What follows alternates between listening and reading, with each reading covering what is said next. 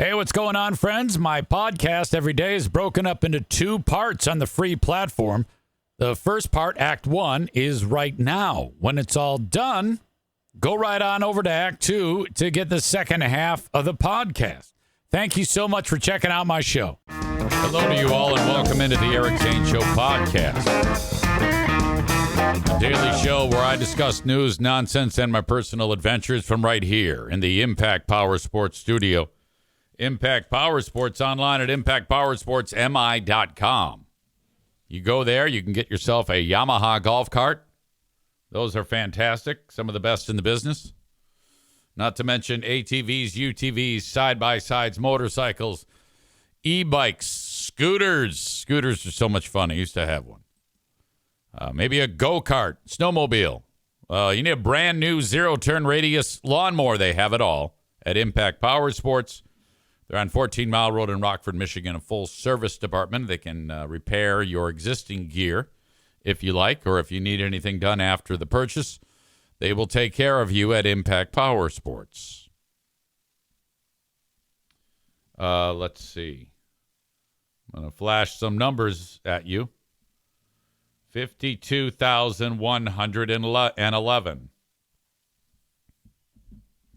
What is 52,111? What is that all about?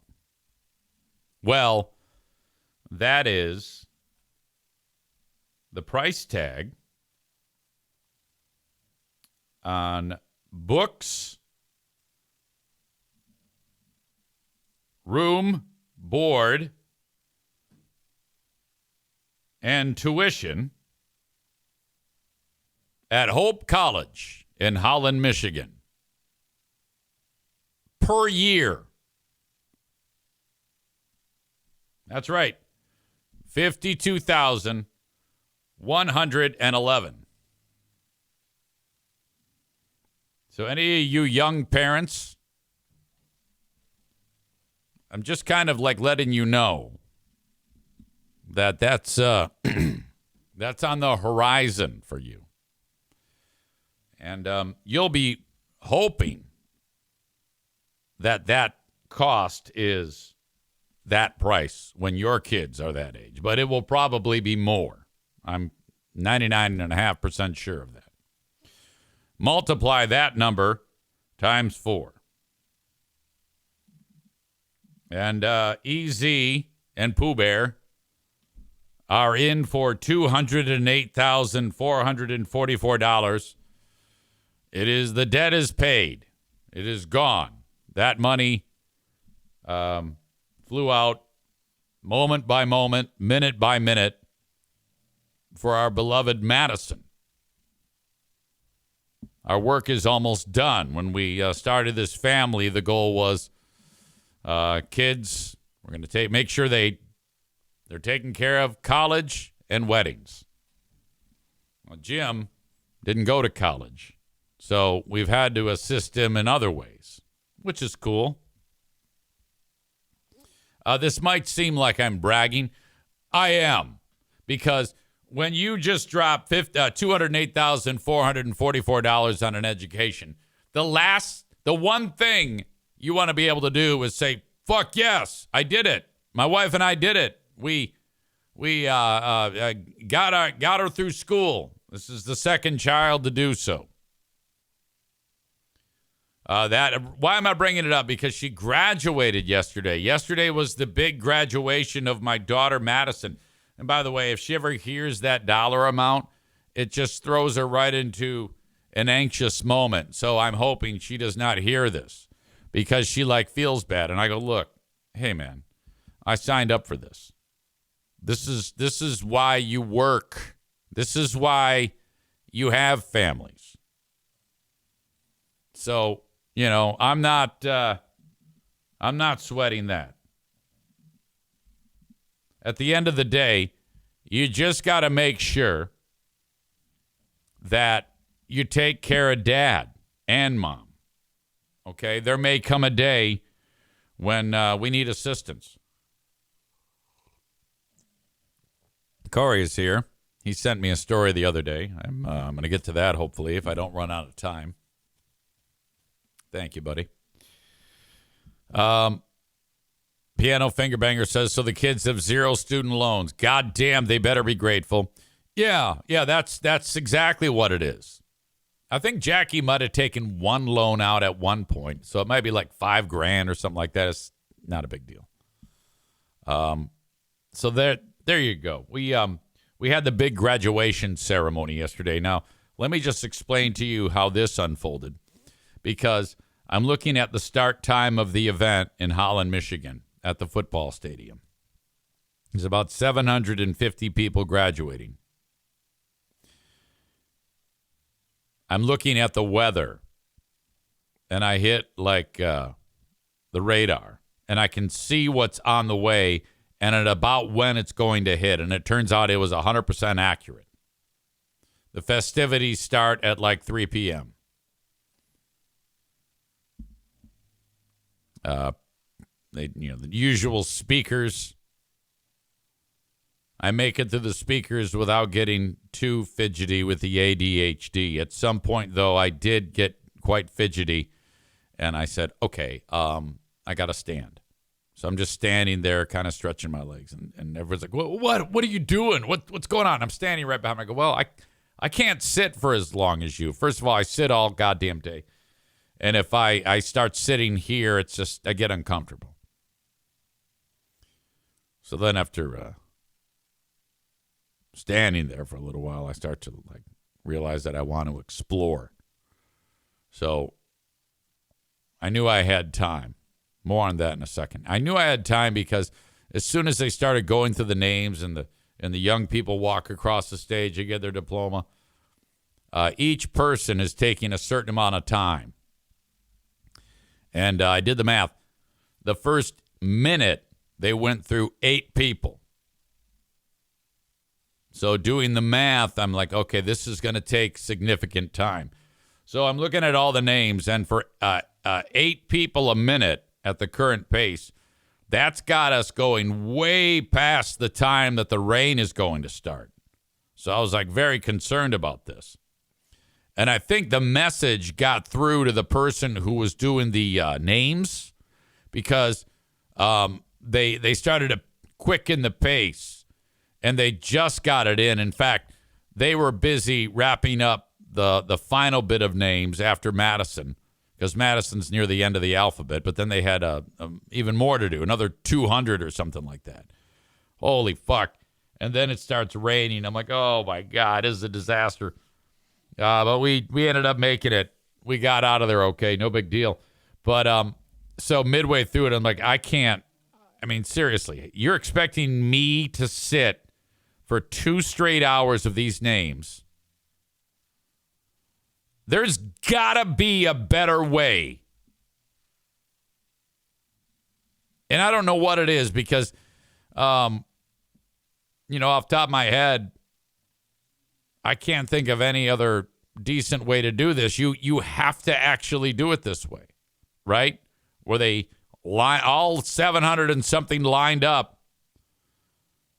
And then, but I don't have a way to do it. Each kid gets their special moment where they walk up, they get their diploma, they shake the hands of whoever, they get the picture, they walk off, they get another picture, they get a gift, they go, they sit down.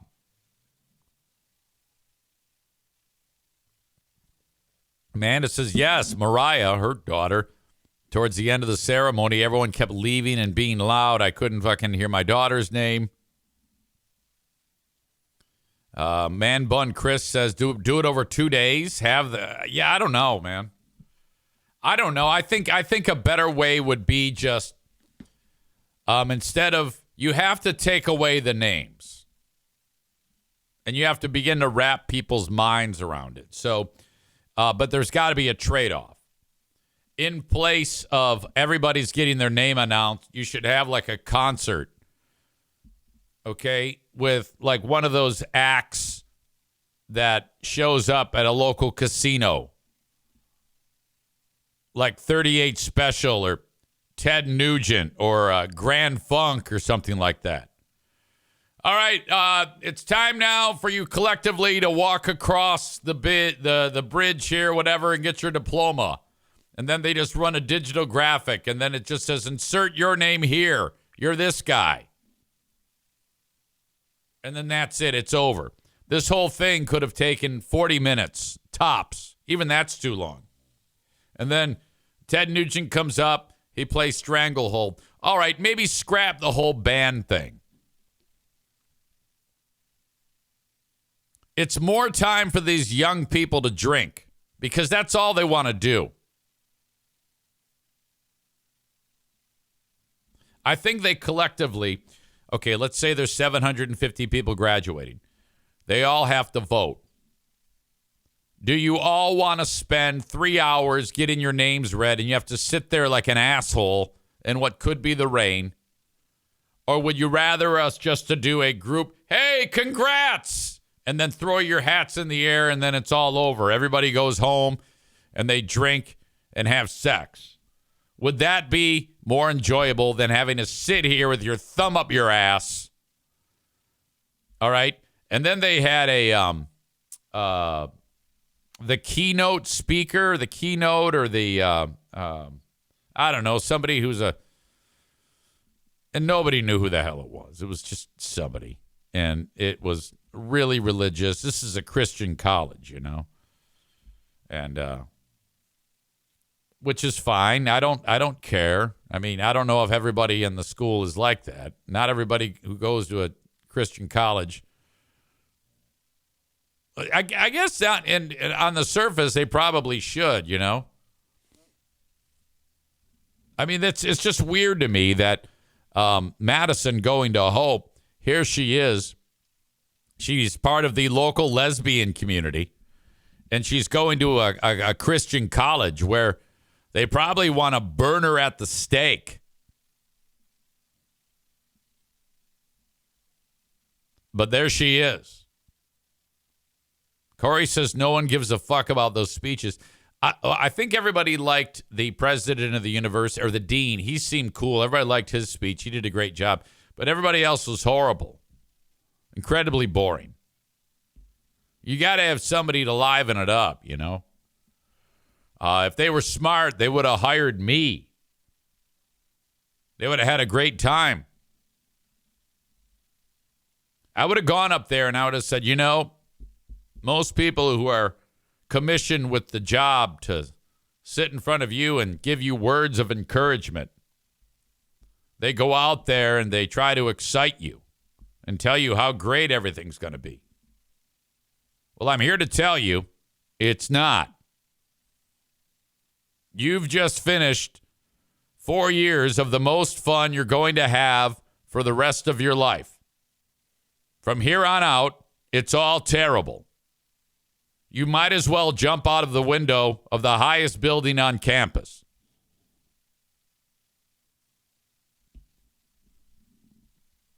A lot of you are going to be alcoholics and drug addicts. Some of you might even murder your children. Most of you are going to be absolutely poor. Some of you will be beaten by your significant others into a bloody pulp. Any asshole who sits in front of a graduating class and tries to tell you that everything is going to be great is just that, an asshole.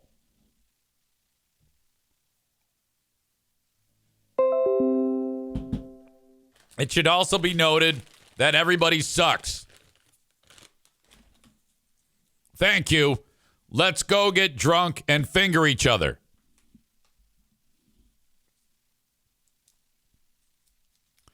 Corey says, quote, most of you will soon realize you have chosen a major that is completely worthless.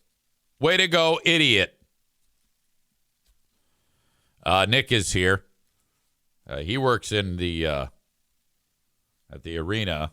He says, I had to work 5 graduations at Van Andel Arena last year. Absolute torture. Yeah, but you can at least walk away.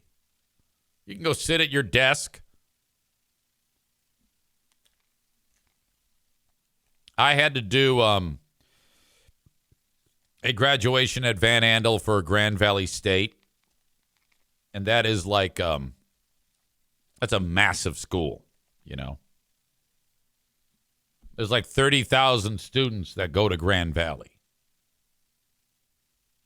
They might even break it up over more than one day there now. It's so incredibly big, the amount of people. Again, huge pile of shit. Horrible event. The worst ever. Hope is a small-ass school. There's maybe 3,000 students in the whole thing. You can't be a dummy to get into Hope, though. You know, Madison is the brightest of all of our children. If you don't have like a 3.8 grade point average, don't even apply. She got in no problem academically. And I'm guessing, though, if she revealed that she is one of the brightest local lesbians, and like said that out loud, they may not have let her in, you know. But there she was, standing proud and kicked ass. I'm so proud of her. We all are. Afterwards, we went to this fantastic restaurant that they call Mexican Long Johns, or MLJ, because it's called Taqueria Vallarta. You should go there. It's a wonderful place where it's like a whole family of people. And I think they're all related. There's a concern. I would be concerned that of an ICE raid stealing all the employees. They bought a Long John Silver's, and they left the blue roof and the little thing on top of it. So it's now known as Mexican Long Johns. Not a big place, but boy, do they do a brisk, fast business. Outstanding. If you are ever in Holland, Michigan, I recommend going to Taqueria Vallarta. Corey says, quote, our school is called Hope, and ironically, most of you will have none once you find your art history degree won't pay your rent. Sarah is in attendance. She writes, I've eaten there. Was the mariachi band playing? No, ma'am. Man Bun Chris says, I hope she's not listening, LOL. This is bleak. Oh, come on now. Congrats to everyone graduating, he adds. You have no future and everything sucks. You see, I'm all about brevity on these ceremonies. It's just too much. I think it's kind of interesting that the last thing that these young people do before they venture out into the real world is this painful, painful ceremony. This thing should be a bash.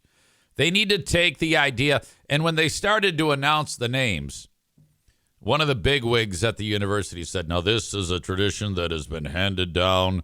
The graduation ceremony goes back 400 years to Europe, and this is how it was done then and how we'll do it now. And so basically everybody's done the same thing for that many years, where you walk across, you get your stupid diploma, and then that's that. I would, if I ran a school, I'd tip it on its ear. All that's gone. No one's name will be mentioned. Everything will be mailed to you. And then all we have to do is between the beginning and the end, fill it in with something interesting and fun. All right? None of this bullshit with words of encouragement. We need easy real talk that has to be, I'm the keynote. The only thing that remains true is that I am in charge of inspiring these people. and I should speak at every college commencement. I'm here to tell you what's going on.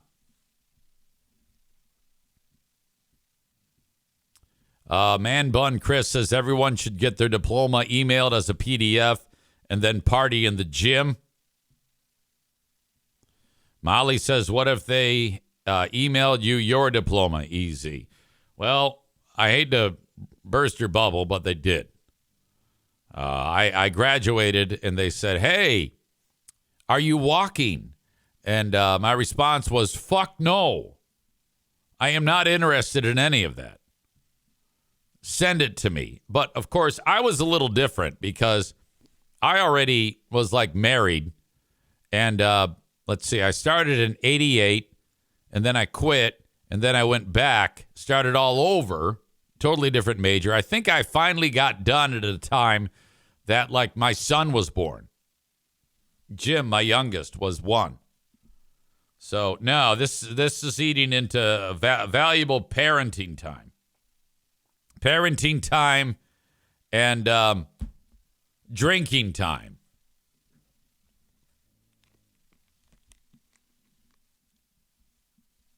So I was so damn bored, I wandered over. I considered stealing a golf cart and riding around. Did not listen to that voice in my head. Wandered over to another facility near the where all the backstage, where all the names were being announced. Wandered in, looked at the weight room, looked at what my dollars helped pay for. Strangely enough, there's a nearby cemetery. I wandered over there, looked at some of the deceased. Fun, great, awesome. Jacqueline and Justin are like, okay, we're leaving. And I go, well, I'm going to sit back down. Why are you leaving? Well, there's a threat of rain, and we're not sitting in the rain. And I'm like, well, you got an umbrella, and your sister kind of wants you there. Now, Madison can be like, kind of like a little bit of a worrywart. And she wanted everybody there. So she's got her eye on us from down on the football field. And she notices that Jacqueline and Justin are not there. And she's firing texts. Where are they? Now, they're walking back to where we started the day, which is like a half mile. So I send a text. I go, you got to turn around and get back here. I don't care about the rain. We're about to go full on high alert if you don't get back here. She's wondering where you are. And so they had to turn around, come all the way back. Thank God. Thank God.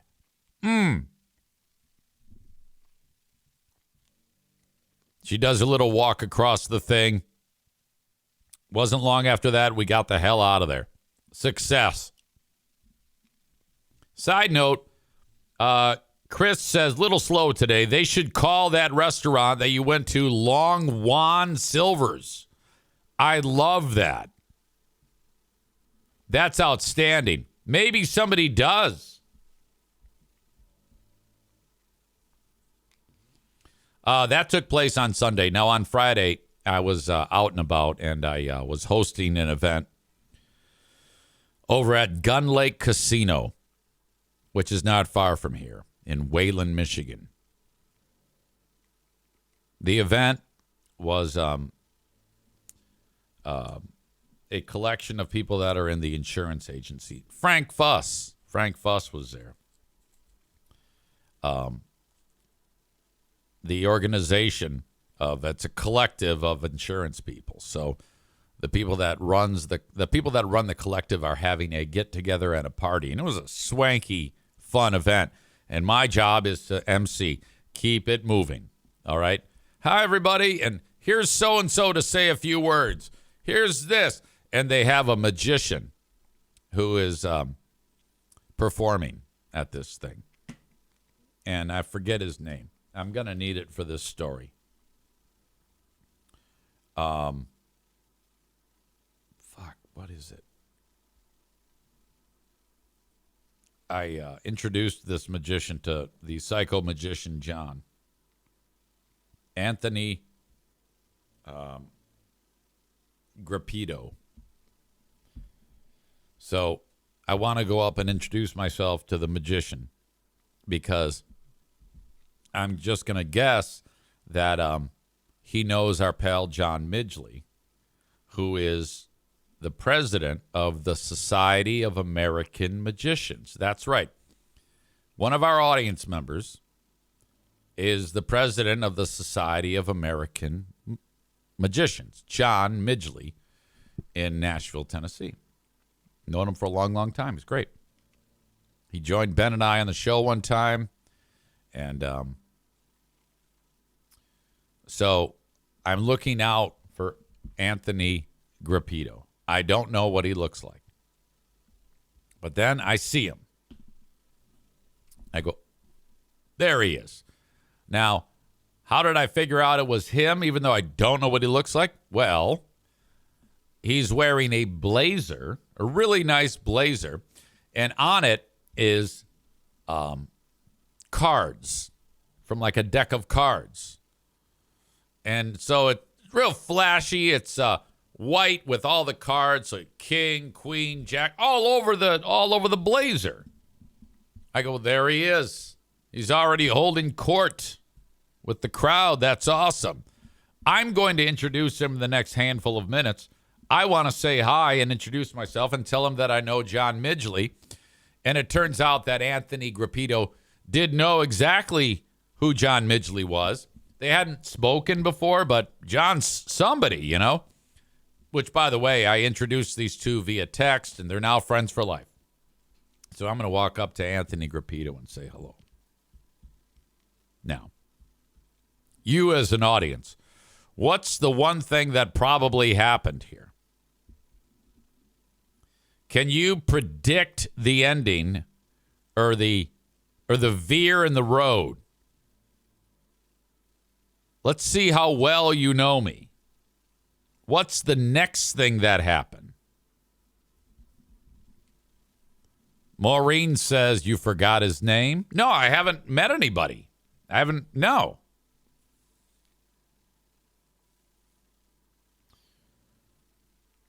Piano Fingerbanger writes, I imagine that is not him and just some random dork in a blazer with cards. You're correct. So I walk up to him and I go, hey. Well, he's in a conversation with someone else and he can feel my presence, guy in blazer. And so I'm standing there just waiting for him to get done talking. And he's like, hey. I go, hey, you're the magician. And he goes, what? I go, you're the magician. He goes, I am? I go, are you Anthony? He goes, no, I'm Rich. I'm like, fuck. Now, the person he's having a conversation with is still standing there. They both stopped, and they're looking at me like I'm some kind of asshole. So I go, oh, boy. I thought you were the magician because of you got playing cards on your... boy. I just walked away. It was embarrassing. It was the fucking worst. Corey calls me a fucking idiot.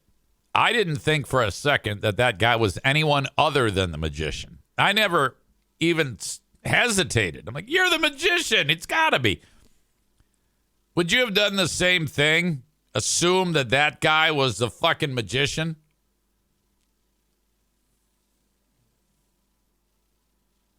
Turns out the magician was not wearing a blazer with cards on it. Cole says, why are you dressed like a magician, asshole? By the way, I told that story on the stage when I was actually introducing the magician, Anthony Grappito.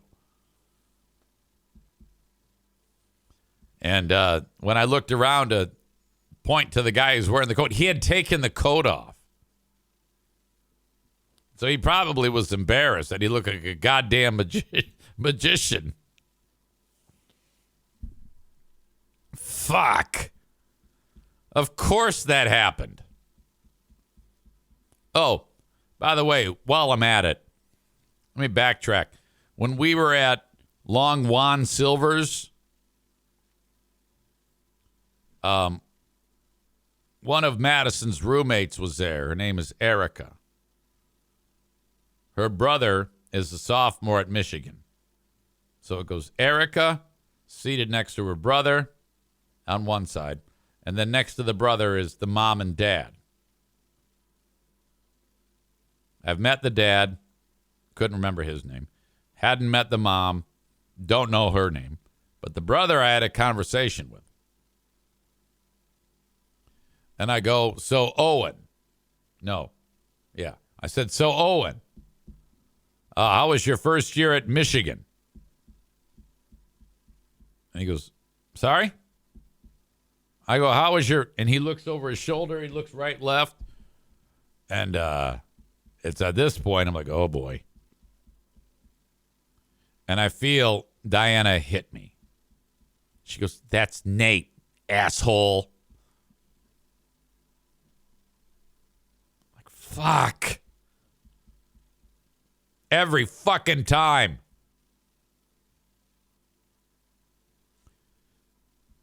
Tyler says you should know better, EZ. You used to dress as a gay magician yourself sometimes.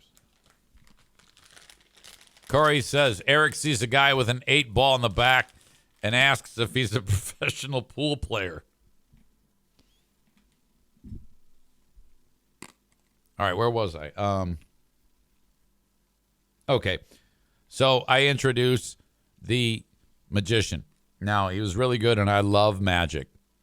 Now, let me explain a couple things. This is all theater of the mind. There's one trick where he's got, he says to somebody in the front row, give me a 3-digit number. And he's got a volunteer next to him from the audience who gives him his telephone. So he's got the volunteer's cell phone. And he opens up the calculator app on the iPhone. And he says, give me a 3-digit number. And he puts in a 3-digit number. And then he does that 3 or 4 more times. And he's like adding them all up or something like that. And then he says to the volunteer, you give me a 4-digit number. And the guy does. And then he multiplies the 4-digit number times after you added up all those other 3-digit numbers. So you added up all those 3-digit numbers that the crowd gave you equals a number times the 4-digit number that the other guy gives him. And then the magician goes, sir, what is your name? He goes, Eric. And then he holds the calculator up. He goes, read this number out. And the guy reads his number out. He goes, what does that number mean to you? And the guy goes, that's my phone number. You could hear nothing. If somebody dropped a pin, you'd be able to hear it at that point. Think about that. 3 or 4 randos give 3-digit numbers. The guy standing next to Anthony Grappito gives him a 4-digit number. He multiplies the 4-digit number by after you added up all the other numbers. It makes a big number. A 10-digit number. And it's 616, blah, blah, blah, blah, blah, blah, blah. And guy whose number that is, he's like, he turns white as a fucking ghost.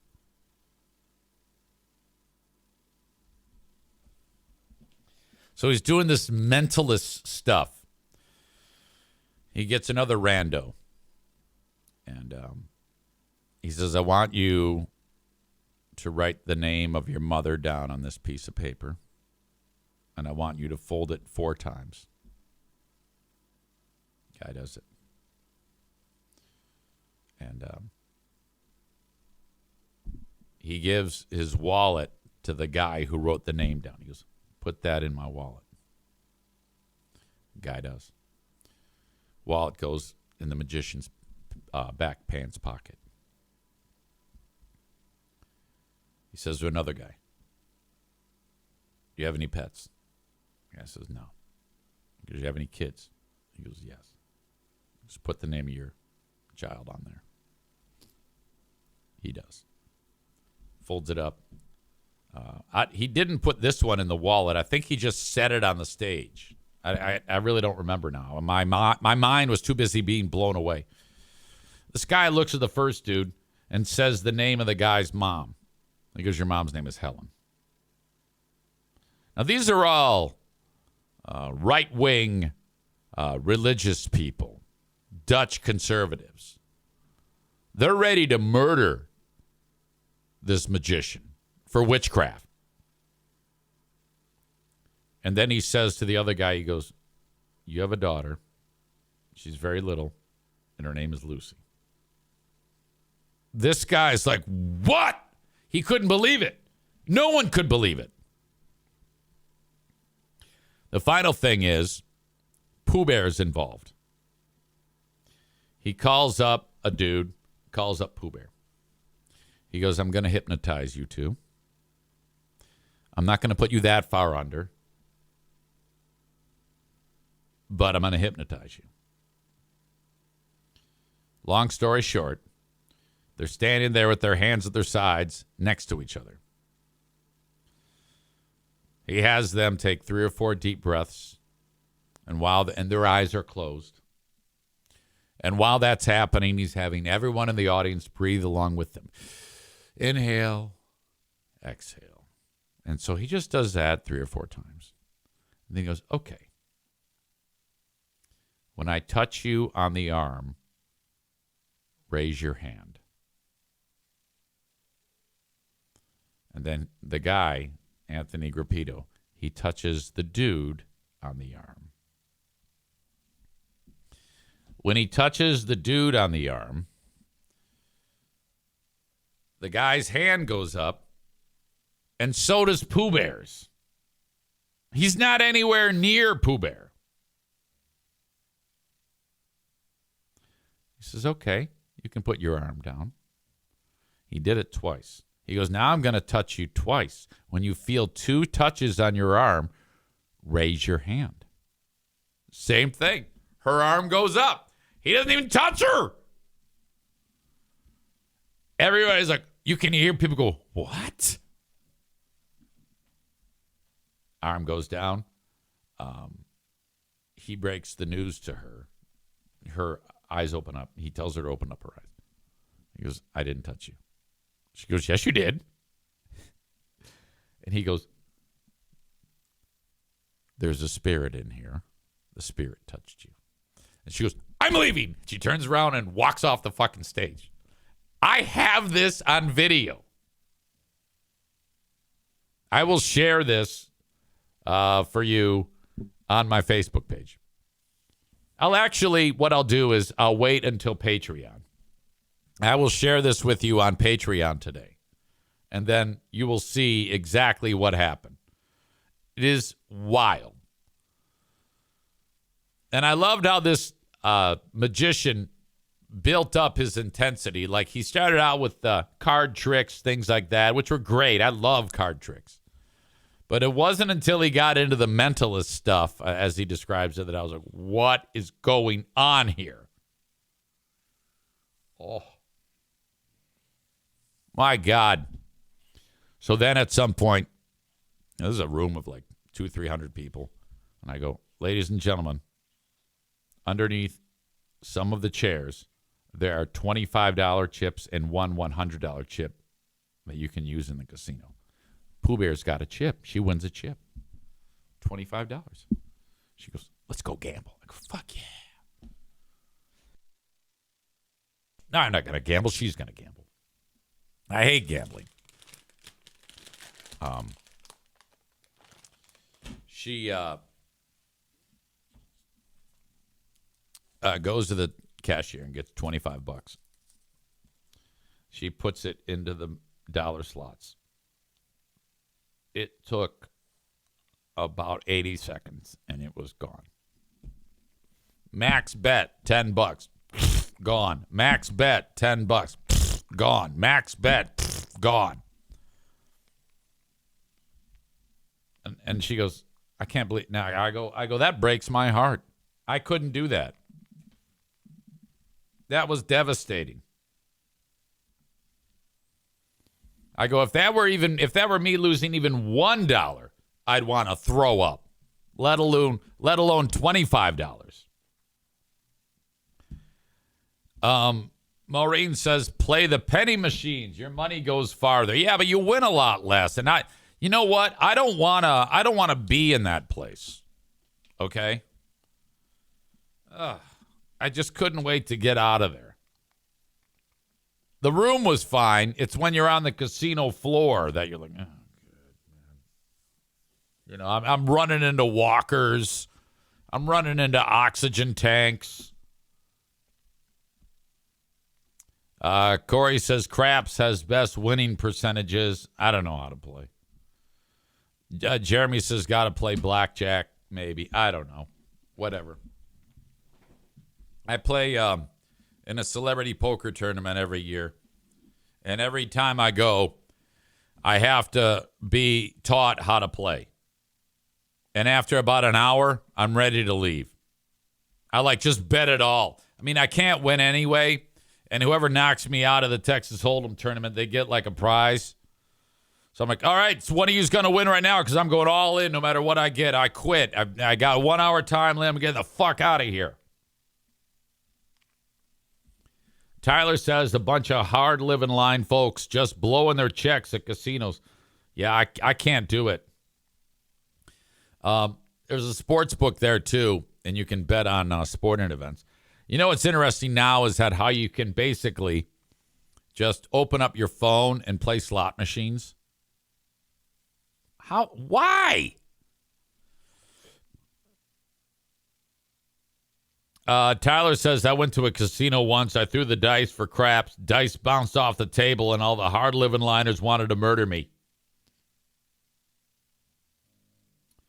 Branjo says, this talk about casinos reminds me of your Patreon story about the lady who just gave up in the wilderness.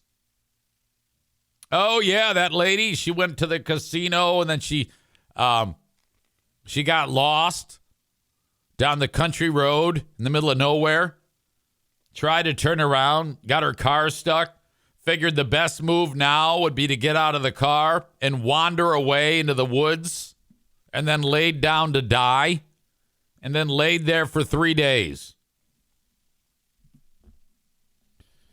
Branjo says, and then she was surprised that her rescuers thought she was dead.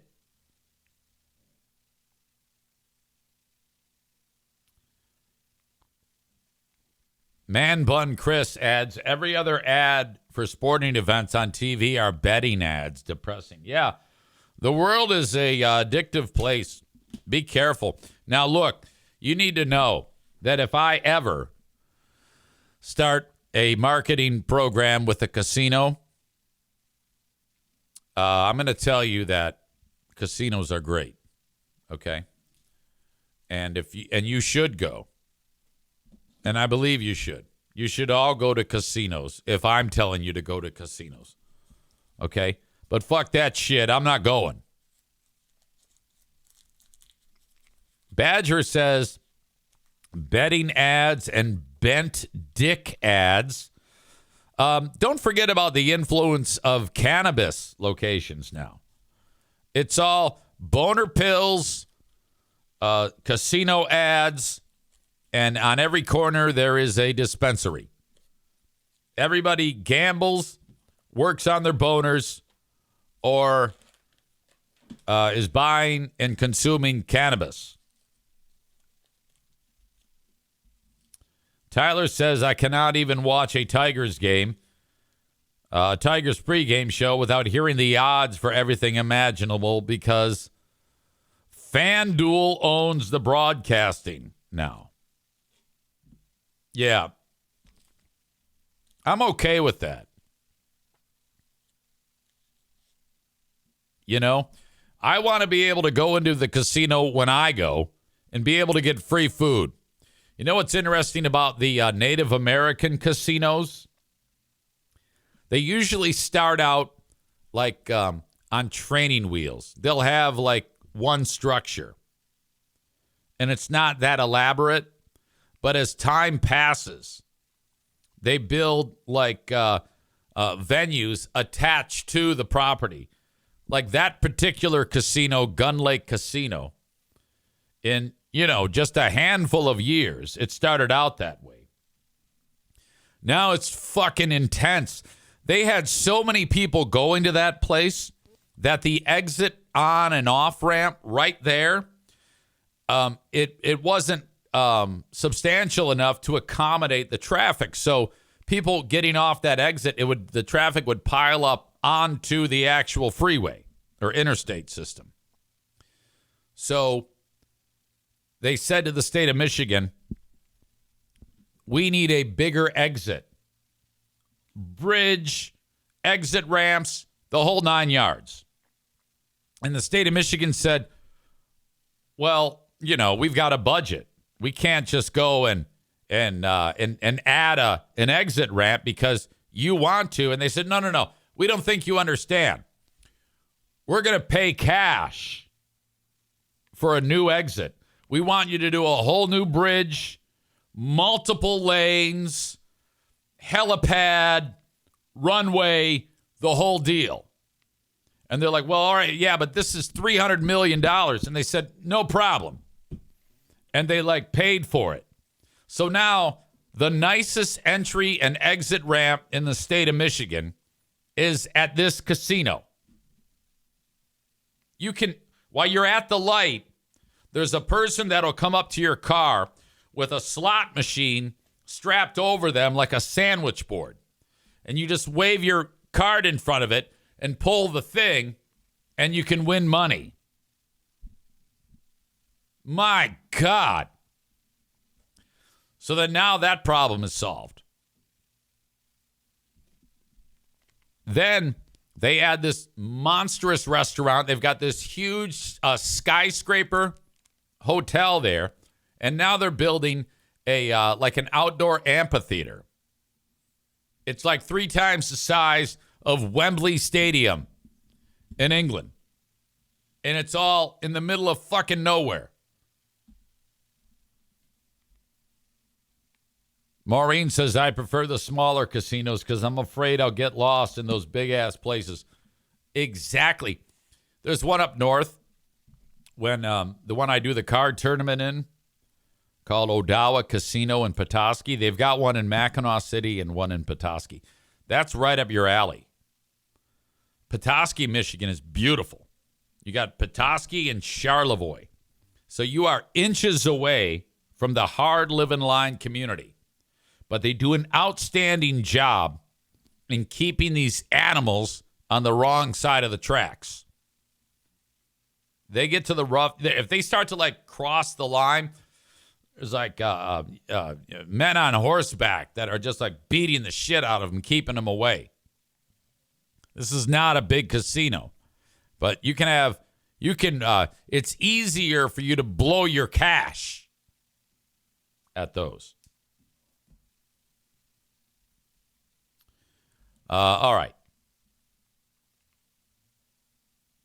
Man Bun Chris wrote, now that's a flex. Talking about watching Tigers games. Isn't it $20 a month for Fox Sports Detroit? Only ones that watch our national broadcast now. They're losing the plot. Yeah, I think so.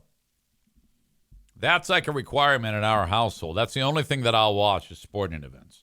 And I'm not watching. Tigers are doing well, though. Okay, so now we're underway, and we're nearly an hour in. And Mondays are the day where I have to then go and do the staff meeting for the radio station. But I've got a lot more to talk about. I want to update Fatathon really quick and then bust out some ads. I know you love the ads. In fact, let me do the ads, and then I'll do Fatathon. There is a company that is in West Michigan. If you have downed trees or you want to get rid of some trees, if just maybe they're past maturity, maybe you need trees trimmed, maybe you need some stumps ground down, Perhaps you're wondering about the fate of a tree. That's called tree risk assessment. My friends at Kuiper Tree Care can help you. They have 3 certified arborists. That's a thing. You go to KUIPER, KuiperTreeCare.com. Or you can call or you can text 616-828-8225 for Kuiper Tree Care. My good friends at Jennison Pool and Spa Depot.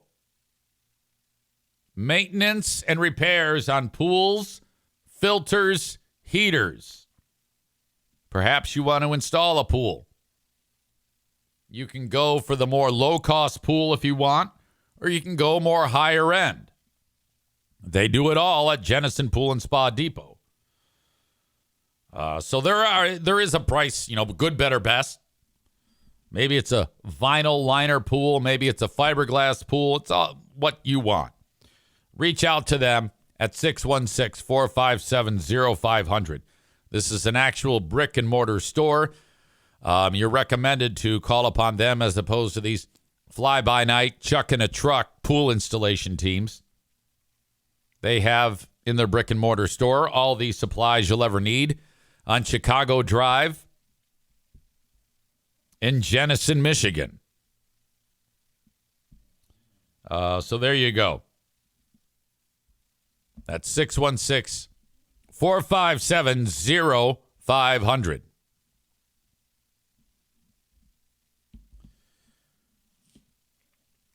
Amanda is not happy. She gained 0.6.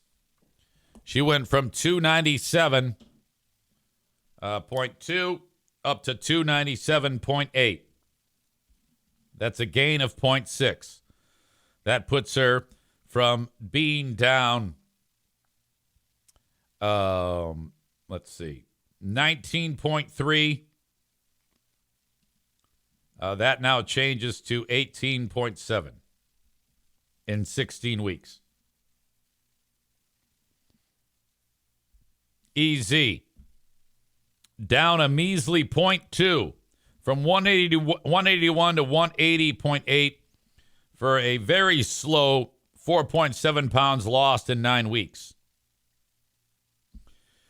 2 people get the star on the blubber as Rebecca and Jeremy both lose 1.4 pounds.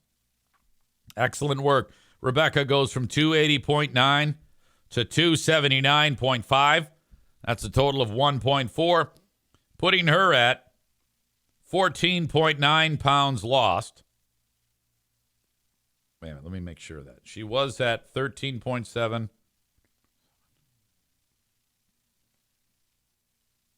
Sorry. That's 15.1 pounds lost in 15 weeks. Outstanding. About a pound a week. Jeremy, from 240.2 to 238.8, also 1.4 pounds lost. He is now down a stout 96.5 pounds in 34 weeks. Congrats and excellent work. I'll talk to you in an hour. Thank you so much. As Piano Finger Banger says, she's like NFL lineman size. That's impressive. I'm not sure who you're talking about. All right, that is Act 1 of the podcast. Act 2 is available right after this one. Go check it out. What are you doing? Don't miss a second of it. Thank you so much.